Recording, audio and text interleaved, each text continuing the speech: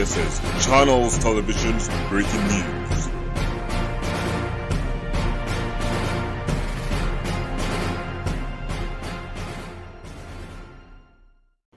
विजेचा शॉक लागून पडल्याने कंत्राटी कामगाराचा मृत्यू।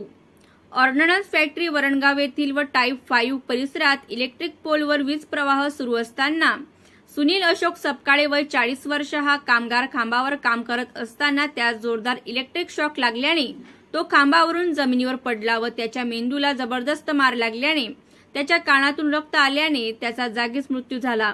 या कामगाराकडे कोणतेही सेफ्टी उपकरण नसल्याची धक्कादायक माहिती समोर आली आहे। या घटनेबाबत पीआरपी नेते जगन सोनवणे यांनी पत्रकार परिषद घेऊन वरणगाव फॅक्टरीच्या जनरल मॅनेजर यांचा निषेध केला। कामगार मृत्युमुखी पडल्यावर त्या ठिकाणी ऑर्डनन्स फॅक्टरीचे जनरल मॅनेजर ओझा हे 4 तासानंतर आले, म्हणजे त्यांना कामगारांची किंमत नाही।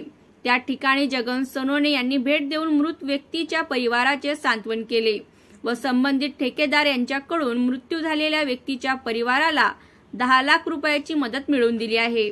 यावेळी जगन सोनवणे यांनी वरणगाव पोलीस स्टेशनला निवेदन देऊन संबंधित जनरल मॅनेजर व मनुष्यवधाचा गुन्हा व अॅट्रॉसिटीचा गुन्हा दाखल करावा अशी मागणी केली आहे। जनरल मॅनेजर ओझा यांच्यावर निलंबनाची कारवाई करावी व त्यांना अटक करण्यात यावी। जनरल मॅनेजरला अटक न झाल्यास आम्ही रेल रोको आंदोलन करणार व रास्ता रोको करणार असे जगन सोनवणे यांनी सांगितले। ब्युरो रिपोर्ट, लोक बातमीदार।